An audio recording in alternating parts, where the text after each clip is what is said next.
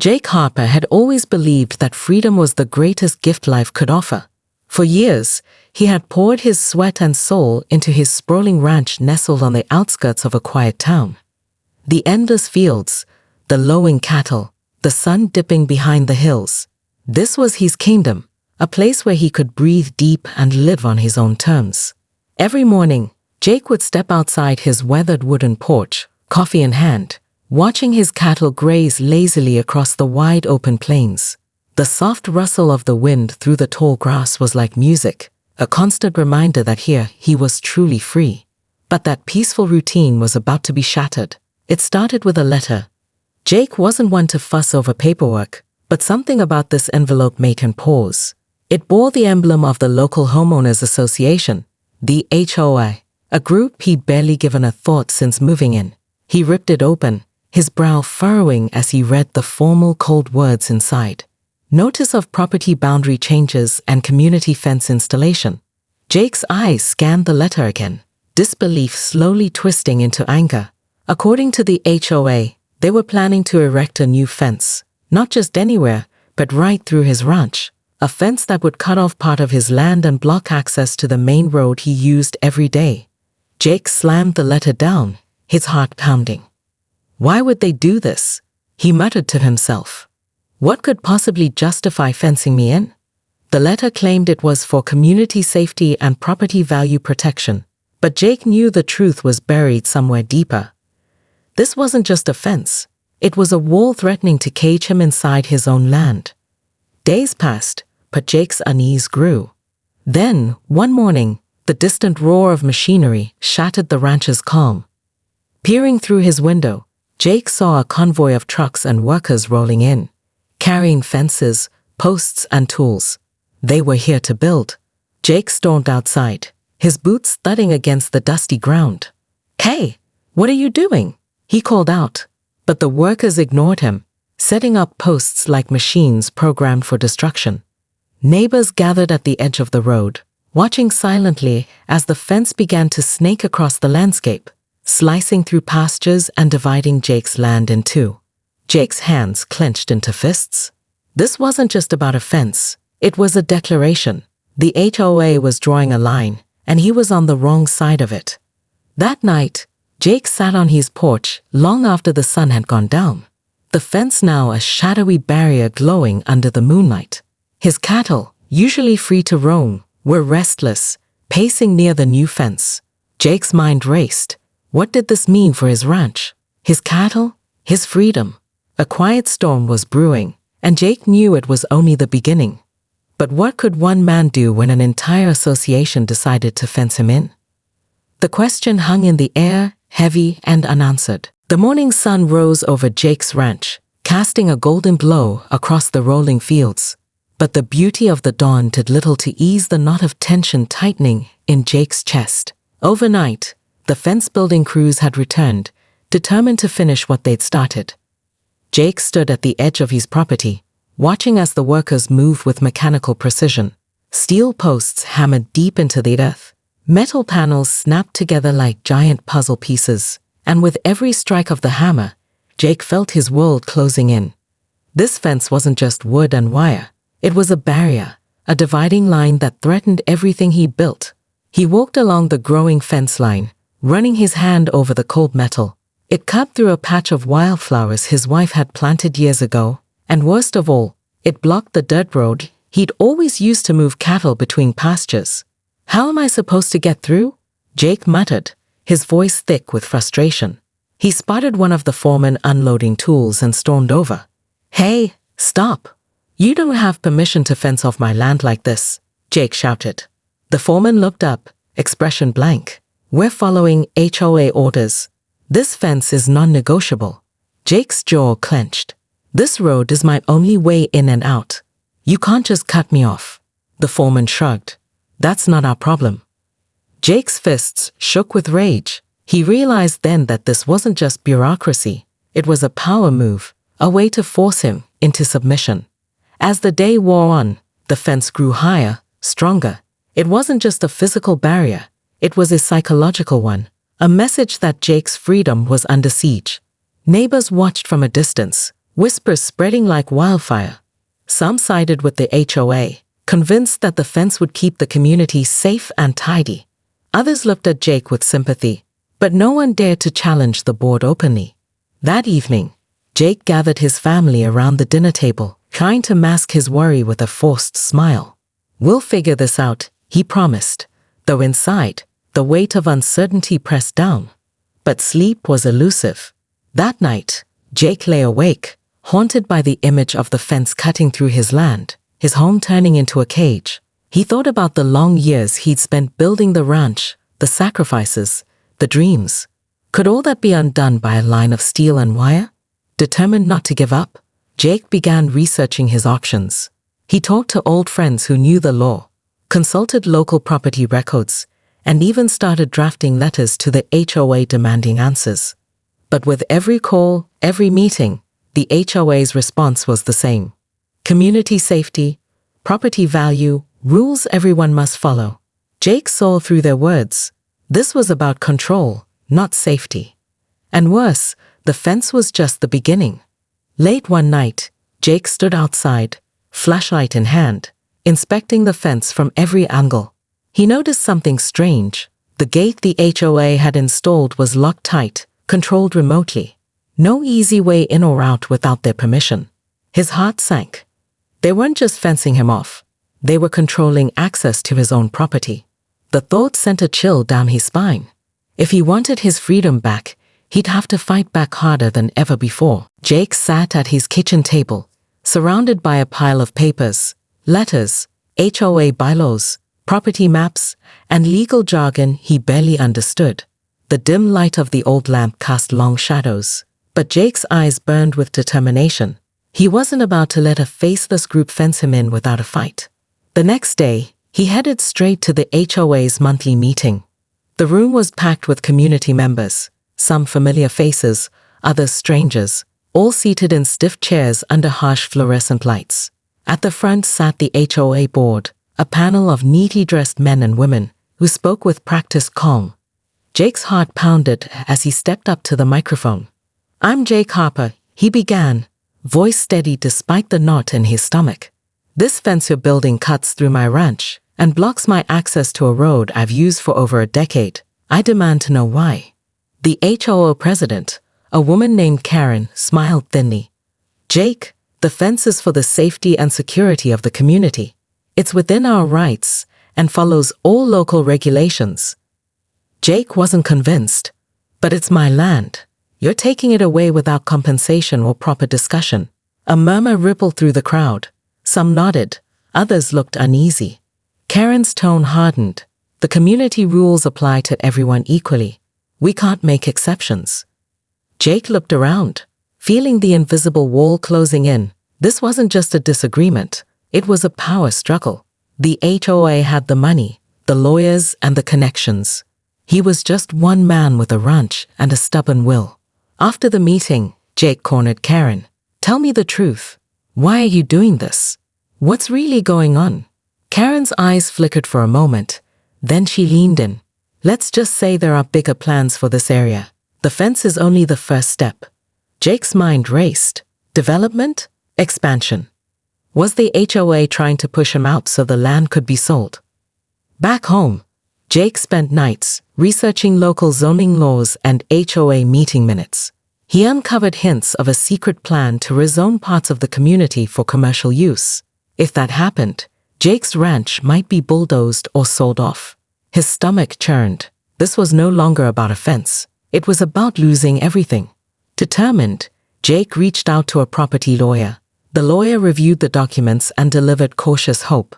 "There might be grounds to challenge the fence's legality," she said, "especially if it's blocking your access or violating your property rights." Jake felt a flicker of relief, but knew the fight would be long and costly. He returned to the ranch, standing at the edge of the fence line, feeling both defiance and exhaustion. The fence was a physical reminder of the battle ahead, but Jake wasn't ready to surrender. That night, Jake gathered a few trusted neighbors. Over coffee and tense conversation, they shared their own grievances with the HOA, sudden rule changes, lack of transparency, and favors to select members. An unspoken alliance formed. "We can't take on the HOA alone," one neighbor said, "but together, maybe we have a chance." Jake nodded, the fire inside him growing. They planned to document everything, every meeting, every fence panel installed without proper notice, every locked gate. But the HOA wasn't sitting still either. Within days, Jake noticed security cameras installed near the fence, watching his every move. A knock at the door late one night brought a warning from a local sheriff's deputy. "Be careful, Jake. Things are heating up. The HOA has deep pockets." Jake's jaw tightened. He wasn't just fighting a fence. He was battling a system designed to crush him. Yet in that dark moment, a seed of an idea began to form. If the HOA wanted control, maybe it was time Jake gave them a taste of their own medicine. The days after the HOA meeting passed in a blur of frustration and mounting tension. Jake Harper found himself caught in a relentless battle, one that wasn't fought with cattle or fences, but with cold, impersonal bureaucracy. The fence still stood, steel posts gleaming like bars of a cage, cutting his ranch in half and choking his freedom. Despite his efforts to reason with the HOA, each conversation felt like hitting a brick wall. Phone calls went unanswered. Emails received canned, dismissive replies. His lawyer warned him that legal battles could drag on for months or years, draining his savings and his spirit. One afternoon, Jake stood by the fence, the sun blazing overhead. The locked gate gleamed ominously, a symbol of his captivity. He reached out, fingers brushing the cold metal, feeling a surge of anger. "They're not just fencing me off," he muttered. "They're trying to erase me." Jake's family watched silently, their faces etched with worry. His wife, Sarah, tried to keep his hopes alive, but even she struggled to hide her fear. "What if they force us off the ranch?" she whispered one night. "What if this isn't just about a fence?" Jake's jaw tightened. He couldn't let that happen, not after all they'd built. With every legal path blocked, Jake knew he had to find another way, one that didn't rely on courtrooms or HOA meetings. The community was divided. Some neighbors had quietly stopped speaking to him, afraid to cross the HOA. Others sympathized but feared the consequences of rebellion. The loneliness settled deep, a weight heavier than any fence. One evening, as Jake sat on his porch, staring at the locked gate, a spark of defiance flickered to life. If the HOA thought they could control him by blocking his access, they hadn't counted on his stubbornness. The idea came suddenly, a wild, audacious plan. If they wanted to keep the gate locked, fine. But if people wanted to get through, they'd have to pay. Jake grabbed old wood planks, paint and tools, and over the next few days, he worked secretly. He built a small booth right next to the locked gate, a makeshift toll booth with a bright sign, "Pay to pass." Word spread quickly. Neighbors whispered in disbelief. "Did you hear? Jake's charging a toll to get through the HOA gate." Some laughed. Others shook their heads in disbelief. But everyone was curious. Jake sat beside the booth one afternoon, a crooked grin on his face. Every car that approached had to stop, pay a small fee, and sign a guest book. The money wasn't about profit. It was a statement, a way to show the HOA that Jake wouldn't be pushed around. At first, the HOA board was furious. They sent letters demanding he tear down the toll booth immediately. They threatened fines and legal action. But Jake was ready. He had done his homework. The gate was on HOA property, but the road leading to it, the only way to reach his ranch, was still his land. And if they wanted to keep the gate locked, Jake could legally control what happened on his side. The HOA had unwittingly given him the leverage. Meanwhile, whispers of Jake's bold move spread throughout the town. Some neighbors quietly supported him by paying the toll. Others complained loudly to the board. Tension was rising like a storm ready to break. Jake's toll booth became a symbol of resistance, of standing up against unfair rules. But the fight was far from over. The HOA wasn't known for backing down easily, and Jake was about to find out just how far they'd go to regain control. Jake Harper's toll booth quickly became the talk of the town. What started as a clever act of defiance had morphed into a full-blown standoff between a stubborn rancher and an unyielding HOA. The fence still stood like a wall between freedom and captivity, but now, every car passing through the locked gate reminded the HOA that Jake wasn't backing down. The HOA board's patience had worn thin. One morning, Jake arrived at the booth to find a sharply worded letter nailed to the wooden frame. Cease and desist all unauthorized commercial activity on HOA property immediately, or face legal consequences. Jake chuckled bitterly. Unauthorized commercial activity? He wasn't running a business. He was reclaiming his land. But the threat was clear. The HOA wanted the toll booth gone. Jake called his lawyer, who warned him that escalating. If they file a lawsuit, it could get messy. Despite the warnings, Jake felt more determined than ever. The fight wasn't just about land. It was about principle, about standing up to a system designed to silence him. The next week, things took a darker turn. Late one night, Jake's truck was vandalized. Tires slashed, windows smashed. No note, no clue, just a clear message. Back off. Jake's heart pounded as he surveyed the damage. This wasn't just a legal battle anymore. It was personal. He reported the incident to the sheriff, but with little hope of finding the culprit. The community was divided, whispers growing louder. Some neighbors feared the violence would spiral further. Others quietly admired Jake's courage. But Jake knew the HOA's influence ran deep. Behind their polished meetings and polite letters lurked a ruthless desire for control. One afternoon, as Jake sat at the toll booth, a sleek black SUV pulled up. Two men in suits stepped out, flashing badges. "We're with the county enforcement," one said. "You're ordered to remove the toll booth immediately. It violates community regulations and obstructs public access." Jake's jaw tightened. "This road leads to my property. You're the ones locking the gate, not me." The men exchanged glances but stuck to their script. "You must comply or face fines and possible arrest." Jake stood firm, refusing to back down. The confrontation was tense, drawing curious onlookers from nearby homes. The SUV left, but the warning hung in the air like a dark cloud. That evening, Jake gathered his family and closest neighbors. "We're in deeper than I thought," he said grimly. "They've got the law on their side, but we've got the truth and the community."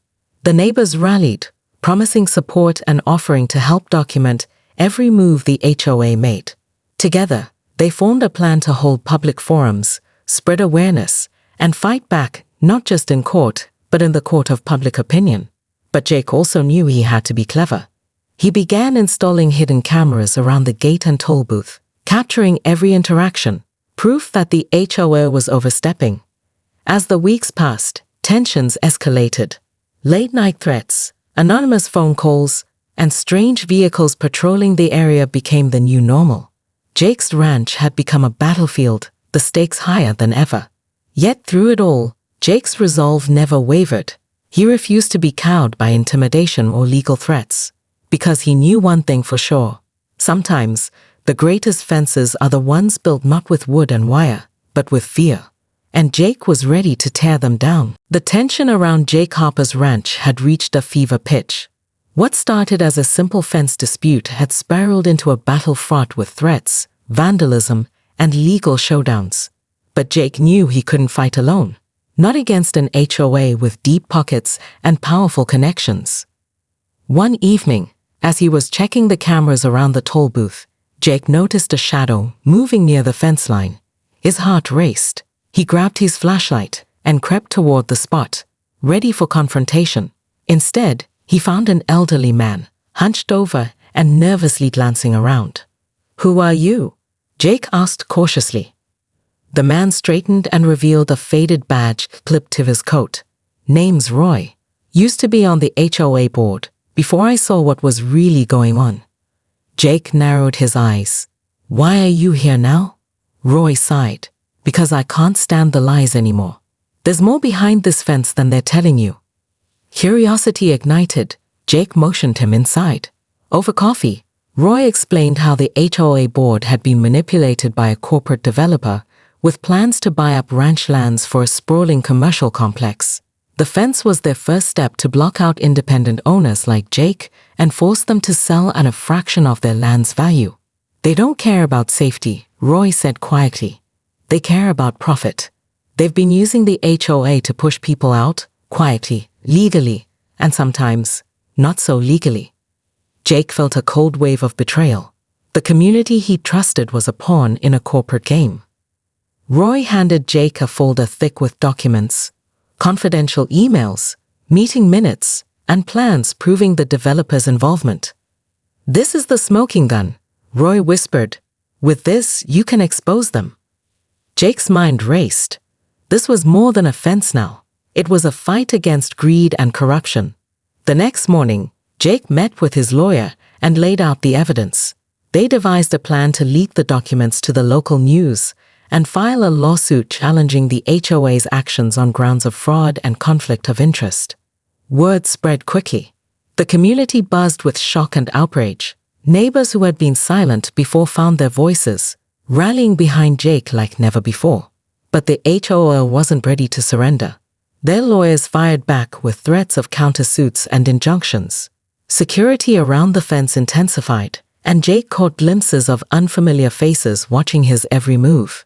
One night, as Jake sat alone in the toll booth, his phone buzzed with an anonymous message. "Drop the fight, or the next one won't be your truck." Jake's blood ran cold, but his resolve only hardened. He knew this battle was far from over. And as the media spotlight shone brighter on the HOA's shady dealings, Jake prepared for the fight of his life. Because sometimes, the fence you tear down reveals the truth hidden behind it. The morning after Jake leaked the documents, the small town woke up to a storm. Local news outlets picked up the story of the corrupt HOA board secretly working with a corporate developer, sparking outrage. Jake's toll booth, once a simple act of rebellion, was now the front line in a battle for justice. Jake stood on his porch, watching neighbors gathered in hushed conversations, their eyes filled with a new sense of hope and fear. The HOA's mask of control was cracking, but the fight was far from over. The HOA board held an emergency meeting behind closed doors, their faces pale with anxiety. Karen, the HOA president, slammed her fist on the table. "We need to silence Harper before this gets out of control." Meanwhile, Jake and his lawyer prepared for the legal battle ahead. But Jake knew words and papers weren't enough. He needed allies, real people who cared. He organized a town hall meeting in the community center. Dozens showed up, ranchers, families, even a few HOA members who'd been kept in the dark. Jake stood before them, the folder of evidence in hand. "This fence was never about safety," Jake said, voice steady but fiery. "It was about greed and control, but together, we can stop them." The crowd erupted in applause. Suddenly, a voice shouted from the back. It was Michael, one of the younger HOA members who had quietly supported Jake all along. "They're using fear to keep us divided," Michael said, "but we're stronger together." The meeting ended with a plan, a united front to pressure the HOA, attend meetings en masse, and demand transparency. Days later, as Jake inspected his toll booth, a delivery arrived, a large crate with no return address. Inside, Jake found stacks of printed flyers exposing the HOA's corruption and the developer's plans, ready for distribution. But the victory was short-lived. That night, a furious crowd gathered outside Jake's ranch, led by some angry HOA loyalists. They accused Jake of destroying community peace and property values. Tension soared, and voices were raised. Suddenly, a piercing scream shattered the chaos. Jake's teenage daughter, Emily, had been pushed during the scuffle, falling hard against the fence. Tears streaming, she clutched her arm. It was broken. The crowd fell silent, guilt and shock washing over them. Jake carried Emily inside, rage boiling beneath his calm exterior. "This has gone too far," he vowed. "They've crossed a line." The next morning, the sheriff's office announced an investigation into the incident. For the first time, outside authorities were paying attention. Jake's ranch became a symbol of resistance and sacrifice. But just when things seemed to be turning, Jake received a chilling anonymous phone call. "We know where you live, Harper. Drop this, or your family won't be safe." The line went dead, Jake's heart pounded, but he refused to back down. He wasn't just fighting for land anymore. He was fighting for his family, his community, and justice. The threats against Jake Harper and his family cast a dark shadow over the ranch, but Jake refused to let fear dictate his actions. With Emily's broken arm still healing and the community's eyes finally opening, Jake knew this was the moment to end the fight, once and for all. With the sheriff's investigation underway, the HOA board scrambled to cover their tracks, but the evidence was overwhelming. The leaked documents, the community testimonies, and the media attention had created a storm impossible to ignore. One crisp morning, Jake stood in front of a packed courtroom. The HOA board members sat nervously on the defendant's bench, their polished smiles gone. The judge read aloud the charges: abuse of power, fraud, intimidation, and illegal fencing. Jake's lawyer presented the mountain of evidence, each piece unraveling the HOA's web of corruption. In the gallery, neighbors watched silently, some with tears of relief. Outside the courtroom, supporters held signs proclaiming justice for Jake and protect our land. After days of hearings, the judge ruled in Jake's favor. The fence had to come down, and the HOA was ordered to pay restitution for damages and harassment. More importantly, the HOA board was dissolved, replaced by a transparent committee elected by the community. The developers' plans were halted indefinitely, thanks to pressure from the town and environmental groups who joined the cause. Back at the ranch, Jake's toll booth was dismantled, but the gates swung open freely, a symbol of victory and reclaimed freedom. Neighbors stopped by to congratulate Jake and Sarah, their smiles genuine, their friendships renewed. Emily, still sporting a cast, smiled bravely, knowing her family had stood tall against the odds. One evening, as the sun set over the sprawling ranch, Jake sat on the porch reflecting. "This fence was supposed to keep me out," he said quietly, "but it only showed me who I really was, a man willing to fight for what's right." His phone buzzed with a message from Roy, the former HOA insider. "You did it, Jake. You changed the game."